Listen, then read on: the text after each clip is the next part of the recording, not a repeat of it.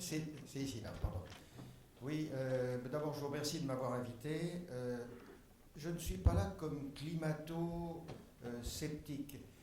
Pour la raison suivante, c'est que je suis ingénieur de l'école de physique et chimie de Paris et j'ai aucune compétence dans ce domaine. Par contre, je suis là parce que depuis le début, la pensée unique est quelque chose que je ne peux pas accepter. Et boycotter certaines opinions, comme les opinions sur le climat qui ne correspondent pas à la pensée officielle, c'est quelque chose de totalement insupportable. Il faut absolument qu'il y ait un traitement égal de l'information. Donc je suis là pour ça. Alors, je ne dis pas que je n'ai pas d'opinion personnelle, mais franchement, là, ce n'est pas le problème. Donc, je vais vous présenter en 2 mots la Fédération Environnement Durable. Cette fédération, actuellement, regroupe 1380 associations collectives de toute la France et nous sommes concentrés sur la lutte contre l'éolien industriel. Et vous avez, je crois, eu un exposé que je ne vais pas reprendre.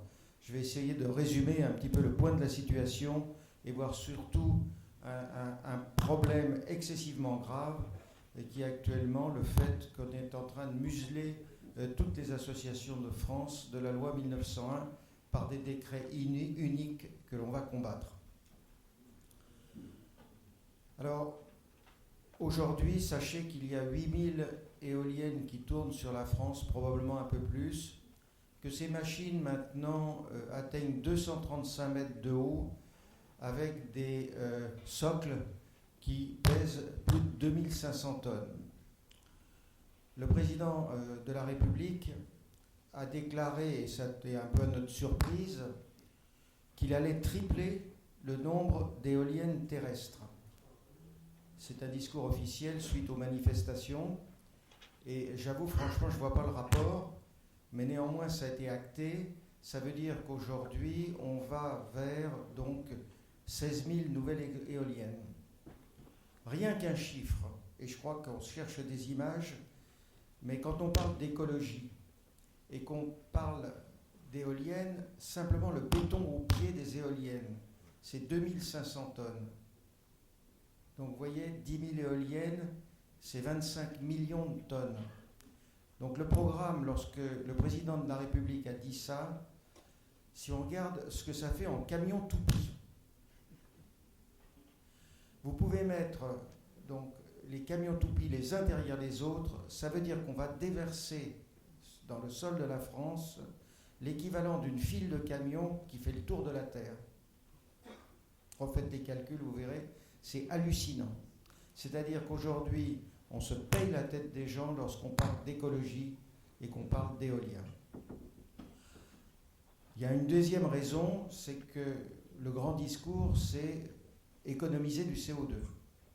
Or, tous les chiffres, tous les gens indépendants qui font des calculs, et on vous l'a dit, on ne parle pas d'éolien, puisque les éoliennes fabriquent une électricité intermittente, et il faut bien à un moment donné, quand elles s'arrêtent et fonctionnent mal, le compenser par quelque chose. Ce sont principalement des centrales à gaz, ça peut être des centrales à charbon, mais franchement, c'est pas... Faire réguler ça avec des grosses centrales nucléaires, c'est vraiment pas astucieux, ne serait-ce que pour des questions économiques et de sécurité. Donc, actuellement, dire que ces éoliennes économisent du CO2, on sait que c'est faux. Donc, se baser sur une raison qui est un mensonge national, c'est hallucinant. Donc, comment faire pour faire passer ce programme? Mais sachez qu'au moment où le président de la République parlait, annonçait ça, son ministre de l'Environnement a eu le culot, François de Rugy, de publier ce qu'on appelle les décrets Lecornu. Et le décret Lecornu, c'est très simple. C'est une commission qui a travaillé pendant 6 mois, soi-disant qui a consulté les associations. En réalité, il n'y avait aucune association, ni du patrimoine de la France, de protection du patrimoine, ni des gens sur le terrain comme des associations ou la Fédération Environnement Durable ou Vent de Colère. Il n'y avait personne. Donc ils ont concocté ces décrets.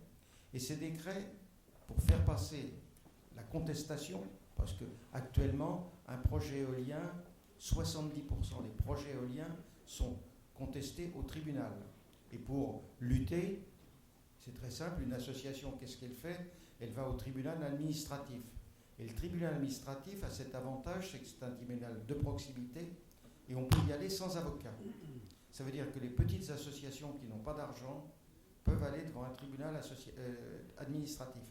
Et le décret de M. François de Rugy est le suivant. C'est-à-dire, on supprime la possibilité aux associations d'aller devant les tribunaux administratifs. C'est officiel, hein, c'est un décret du 1er décembre. C'est-à-dire que immédiatement, on supprime à toutes ces petites associations qui ne sont pas riches la possibilité de contester. Parce que le décret stipule, vous allez directement au tribunal d'appel. Ce tribunal d'appel est plus loin. Avec un avocat, c'est 8 à 10 000 euros, donc elles n'ont pas les moyens.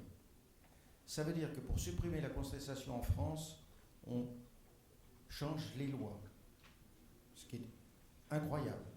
Et comme ça ne suffit pas, il y a 2 autres mesures qui ont été prises. La première, dans le même décret, un promoteur qui a obtenu un permis, une autorisation unique, aujourd'hui, c'est un dossier qui avoisine, dans certains cas, 3500 pages. Au lieu d'avoir 4 mois pour étudier ce dossier, on a cristallisé les moyens, c'est plus que 2 mois. C'est-à-dire pratiquement ceux qui veulent contester n'ont même plus le temps de lire les documents et de les étudier et de faire donc un contre-dossier. Donc c'est une loi, je connais un petit peu l'histoire de France, je remonte dans les temps, si vous aimez, pour avoir des lois aussi iniques, des décrets aussi iniques que celui de François de Rugy. Et comme ça ne suffit pas, il y a une 3e mesure qui a été prise, c'est que lorsqu'il y avait un projet éolien dans les communes qui étaient concernées, il y a des enquêtes publiques.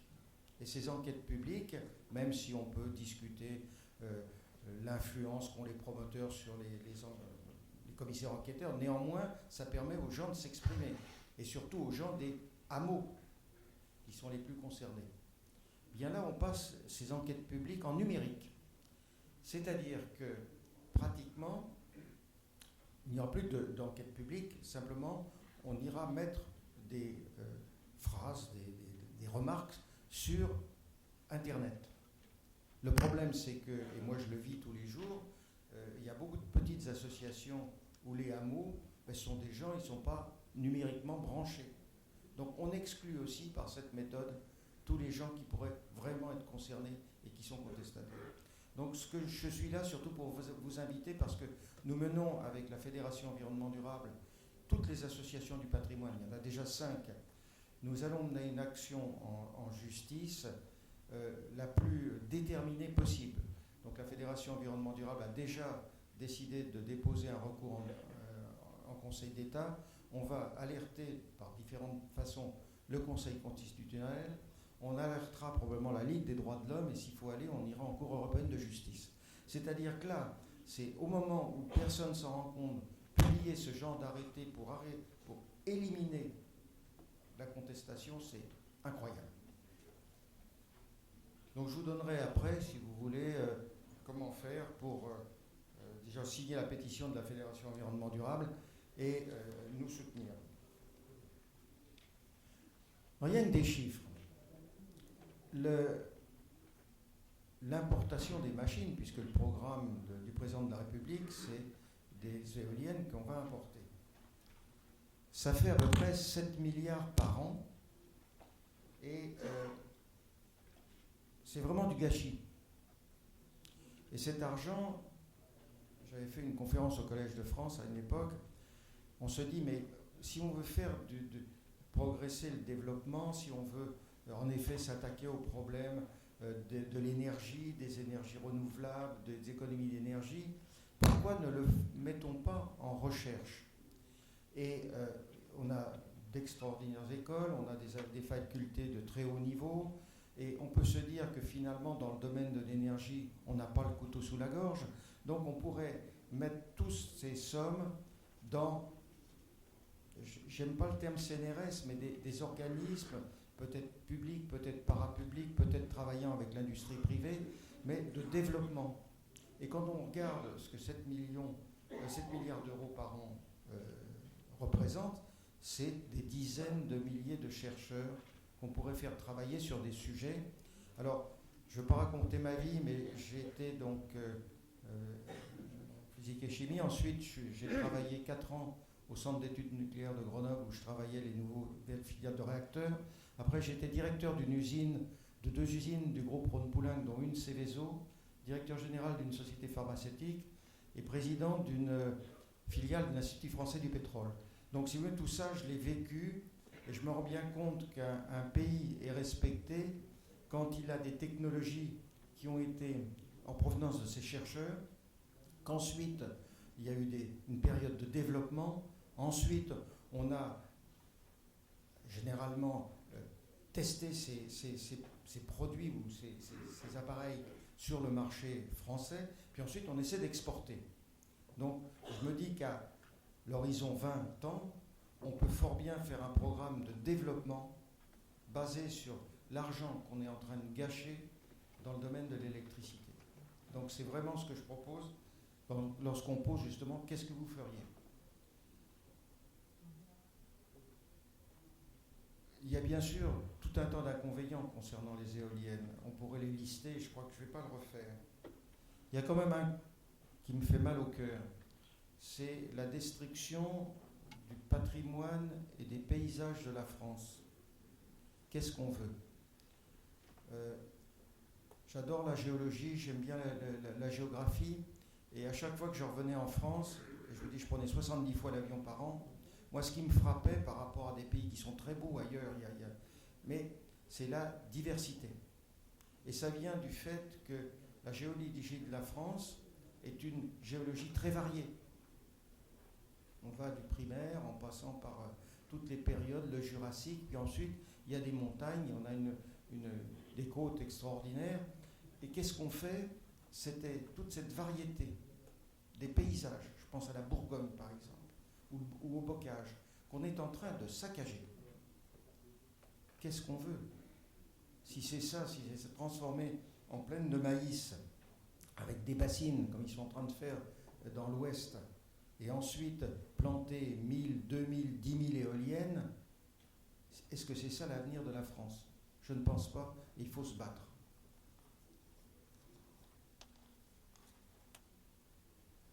Donc nous, ce que l'on demande, bien sûr, c'est immédiatement l'abolition de ces décrets,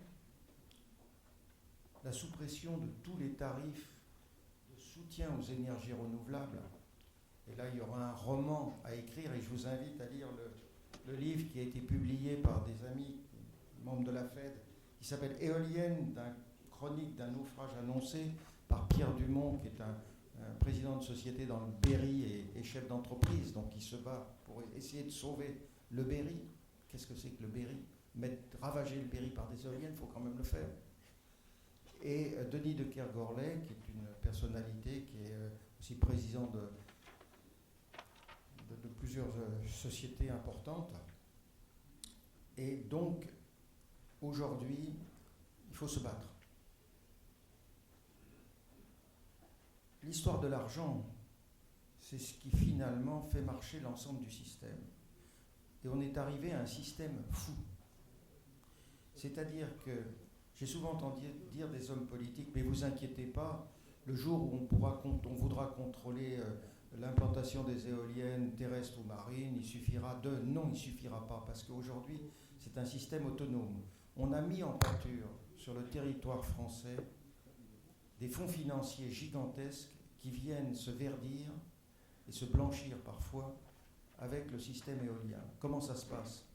Bien, lorsqu'il y a un investissement d'un parc éolien, vous avez une société sans capital qui cherche des financements. Et là, vous avez une nébuleuse tout autour qui amène ce financement. Et dans cette nébuleuse, ayant été à Palerme une fois pour lutter contre ce qui se passait en Sicile, je peux vous dire que tout n'est pas net. Donc vous avez de l'argent qui vient et qui repart à travers tout un tas de circuits, ayant vendu son électricité à EDF, 3 fois le prix normal pour l'éolien terrestre et 5 à 7 fois pour l'éolien maritime. Donc tout ça, c'est un système financier. Et une fois que vous avez jeté en pâture ces systèmes financiers sur un pays qui a enlevé toutes ses protections, et aujourd'hui ces protections juridiques, c'est très difficile de l'arrêter. Et toutes ces sociétés, tous ces syndicats, qu'est-ce qu'ils ont ? Ils ont des moyens phénoménaux. phénoménaux, pardon. C'est des choses où les associations luttent avec rien. Quand on dit il faut faire ça, oui d'accord, mais avec quoi? Or la fête, sachez-le, on se bat pied à pied, sans aucun moyen dans le sens par rapport à nos adversaires. On a des comptes équilibrés, mais c'est tous des bénévoles. Et quand vous parlez de communiquer, par exemple, on se bat pied à pied. J'étais chez Bourdin il y a peu de temps, des choses comme ça, mais si vous voulez, c'est vraiment un combat de tous les jours. La Fed aujourd'hui, quand on avertit, et c'est ce qu'on est en train de faire, c'est faire partir 250 000 mails. Donc, aidez-nous, parce que la France est en danger, et je crois qu'aujourd'hui, avec les annonces du président de la République, si on n'arrive pas à bloquer ce système, vous aurez tous des éoliennes, tous les villages de France auront des éoliennes, les gens en général se réveillent en dernier. Tous les jours, j'ai des gens qui m'appellent en me disant mais j'y croyais pas, ça fait 1 an, il paraît qu'il y a un projet éolien, je vois pousser un mât de mesure, je vois monter des... Les gens réalisent l'étendue du désastre d'une éolienne de 235 mètres de haut à 500 mètres de leur habitation quand ça se réalise. Et il va y en avoir partout. Alors il y a des zones bien sûr qui luttent. Par exemple, Xavier Bertrand en Île-de-France a dit, dans les Hauts-de-France, a dit j'en veux plus. Dans la Vienne, c'est une catastrophe. Les politiques commencent à se mobiliser. Mais ils ont, à mon avis, un temps de retard par rapport à cette puissance financière absolument gigantesque. La France est en pâture. Je vous remercie.